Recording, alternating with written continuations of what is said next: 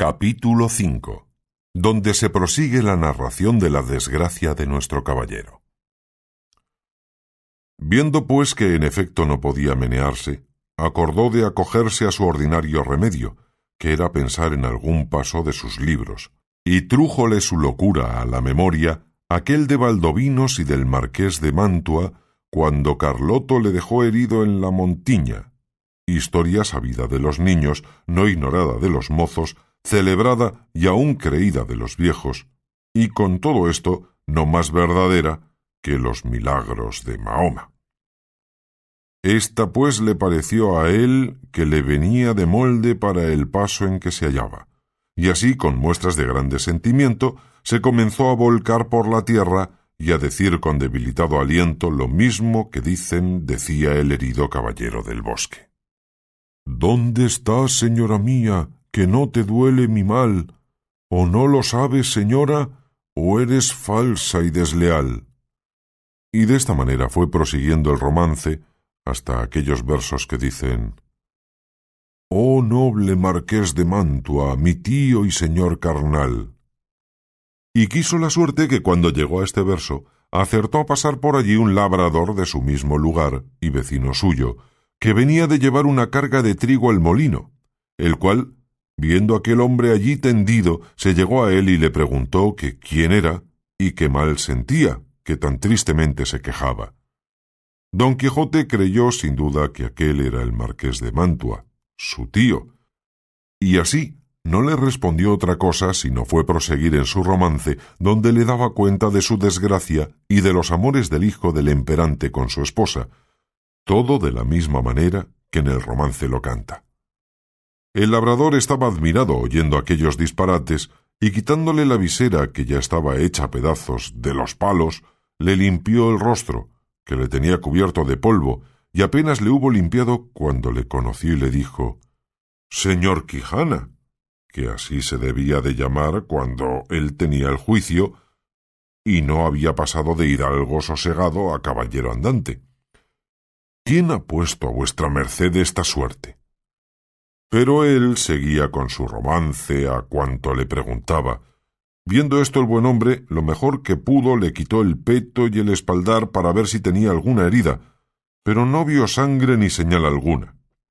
Procuró levantarle del suelo, y no con poco trabajo le subió sobre su jumento, por parecerle caballería más sosegada. Recogió las armas hasta las astillas de la lanza y liólas sobre Rocinante, al cual tomó de la rienda y del cabestro al asno, y se encaminó hacia su pueblo bien pensativo de oír los disparates que Don Quijote decía,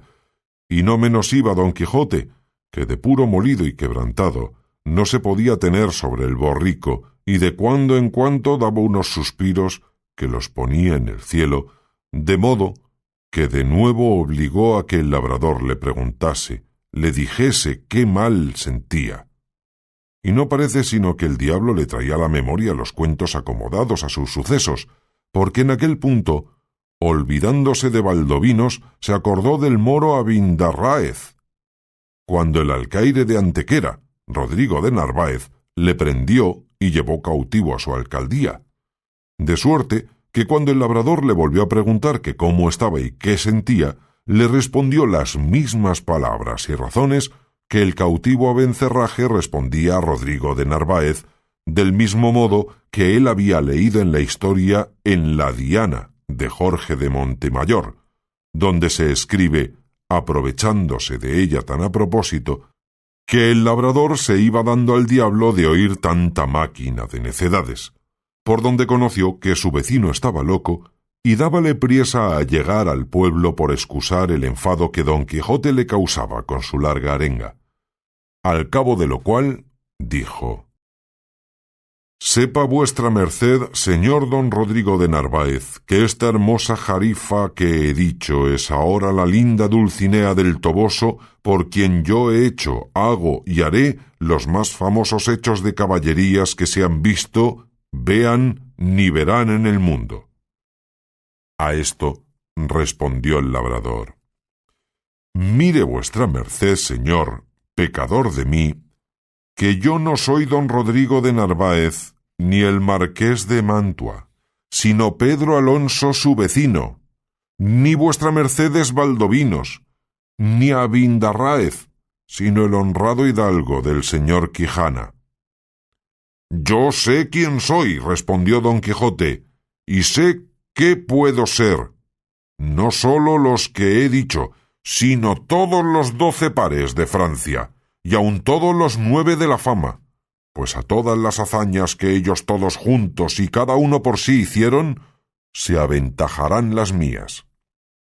En estas pláticas y en otras semejantes, llegaron al lugar a la hora que anochecía, pero el labrador aguardó a que fuese algo más noche, porque no viesen al molido hidalgo tan mal caballero. Llegada pues la hora que le pareció, entró en el pueblo y en la casa de don Quijote, la cual halló toda alborotada, y estaban en ella el cura y el barbero del lugar, que eran grandes amigos de don Quijote, que estaba diciéndoles su ama a voces: ¿Qué le parece a vuestra merced, señor licenciado Pero Pérez, que así se llamaba el cura, de la desgracia de mi señor? 3 días ha que no aparece en él ni el rocín, ni la adarga, ni la lanza, ni las armas. Desventurada de mí, que me doy a entender, y así es ello la verdad como nací para morir, que estos malditos libros de caballerías que él tiene y suele leer tan de ordinario, le han vuelto el juicio, que ahora me acuerdo haberle oído decir muchas veces hablando entre sí que quería hacerse caballero andante e irse a buscar las aventuras por esos mundos.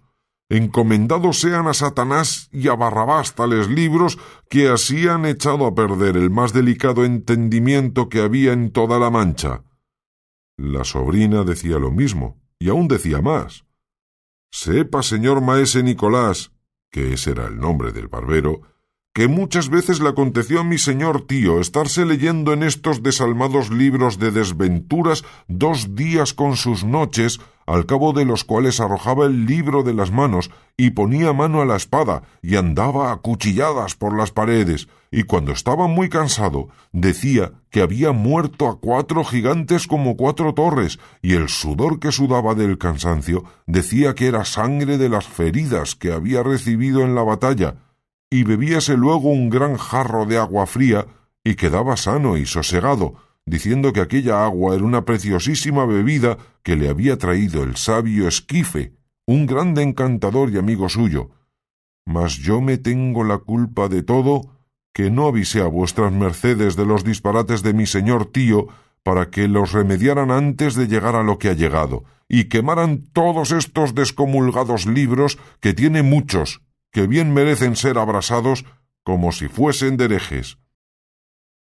Esto digo yo también, dijo el cura, y a fe que no se pase el día de mañana sin que de ellos no se haga acto público y sean condenados al fuego, porque no den ocasión a quien los leyere de hacer lo que mi buen amigo debe de haber hecho. Todo esto estaban oyendo el labrador y don Quijote, con que acabó de entender el labrador la enfermedad de su vecino, y así comenzó a decir a voces: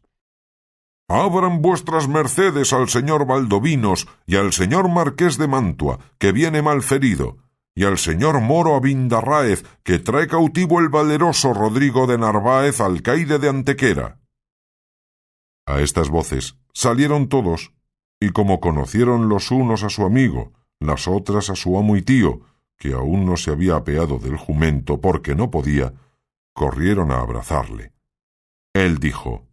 «Ténganse todos, que vengo mal ferido por la culpa de mi caballo. Llévenme a mi lecho y llámese, si fuere posible, a la sabia Urganda, que cure y cate de mis feridas». «Mira, enhora maza», dijo a este punto el ama, «si me decía a mí bien mi corazón del pie que cojeaba mi señor. Suba vuestra merced en buena hora, que sin que vengas a hurgada, le sabremos aquí curar. Malditos digo sean otra vez y otras 100 esos libros de caballerías que tal han parado a vuestra merced». Lleváronle luego a la cama,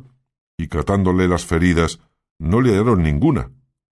y él dijo que todo era molimiento por haber dado una gran caída con Rocinante, su caballo, combatiéndose con 10 jayanes, los más desaforados y atrevidos que se pudieran hallar en gran parte de la tierra. «¡Ta, ta!», dijo el cura, «¿jayanes hay en la danza? Para mi santiguada que yo los queme mañana antes que llegue la noche». Hiciéronle a don Quijote 1000 preguntas y a ninguna quiso responder otra cosa, sino que le diesen de comer y le dejasen dormir, que era lo que más le importaba. Hízose así, y el cura se informó muy a la larga del labrador, del modo que había hallado a don Quijote. Él se lo contó todo, con los disparates que al hallarle y al traerle había dicho, que fue poner más deseo en el licenciado de hacer lo que otro día hizo, que fue llamar a su amigo el barbero maese Nicolás, con el cual se vino a casa de don Quijote.